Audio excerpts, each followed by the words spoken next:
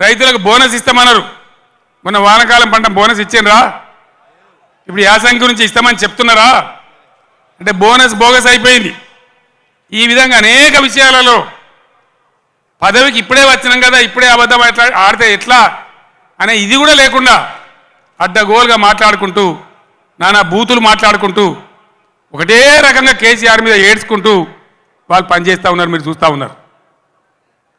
Kaleshwaram project, దానిలో Medigadda barrage 100 కాంపోనెంట్లలో అదొక చిన్న కాంపోనెంట్.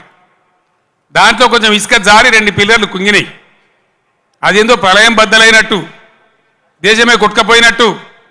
నేను 2-3 రోజుల తర్వాత టీవీలో కూర్చుంటున్నా, ప్రతి ఇంటికి చేరుకొని చెప్తా కాళేశ్వరం సంగతి ఏందో, ఎందుకు కట్టినామో.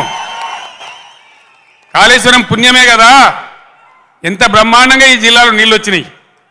ఏ విధంగా మిడ్ మానేరు ఎల్ఎండి నిండి ఉంటుండే, ఏ విధంగా చెంపుతుండే. చాలా దుఃఖం కలుగుతూ ఉంది మనసుకు. నా కండ్ల ముందే ఇంత తొందరలోనే ఈ కరెంటు మాయం కావడం, రైతులు కళ్ళలో నీళ్లు పెట్టుకోవడం, సోషల్ మీడియాలో చూస్తూ ఉంటే అనేక చోట్ల రైతులు పొలాలు కాలబెడతా ఉన్నారు, గొర్రెలను మేపుతా ఉన్నారు, గొడ్లను మేపుతా ఉన్నారు. వాళ్ళు అట్లా నాశనం అవుతుంటే కూడా నేను పేగులు మెడలేసుకుంటా, పండబెట్టి తొక్త డైలాగులే తప్ప, రైతు సోదరులారా భయపడకండి. ఒకనాడు ఇదే ఎస్ఆర్ఎస్పికి నీళ్ళు తక్కువ పడితే సింగూరు డ్యాంలో ఉంటే అక్కడి నుంచి తెచ్చి వరంగల్ దాకా ఇచ్చి కూడా పంటలు కాపాడినాం. సిఆర్ గారు నా పక్కనే ఉన్నారు. ప్రభుత్వం అంటే అట్లా ఉండాలి, దమ్ము ఉండాలి, ధైర్యం ఉండాలి, రైతాంగాన్ని కాపాడాలనే ప్రేమ ఉండాలి. ఆ ప్రేమ ఉంటే, ఆ సోయి ఉంటే ఇవాళ ఈ పరిస్థితి రాకపోవు. ఇంతసేపు కేసీఆర్ని మన బదనాం చేయొచ్చా, మేడిగడ్డ ఈ గడ్డ చెప్పి మన పనులలో ఒక పన్ను వదలవుతుంది. 32 పనులు రాలగొట్టుకుంటామా? మొత్తమే ఊడగొడతామా?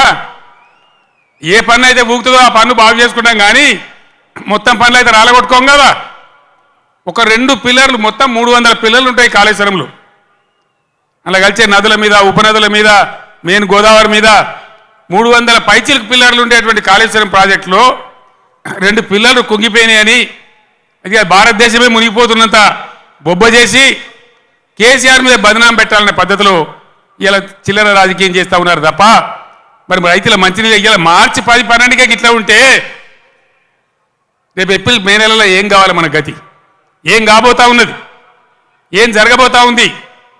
అందుకే ఇవాళ మళ్ళీ మీరు తప్పిపోయి, దయచేసి నాయకులు, కార్యకర్తలు మీరందరూ కూడా వినోద్ గారు కోరినట్టు గ్రామాలలో చర్చ పెట్టాలి. ప్రతి బీఆర్ఎస్ కార్యకర్తకు, నాయకులు నేను విజ్ఞప్తి చేస్తా ఉన్నా, ఏ విషయం చూసినా కూడా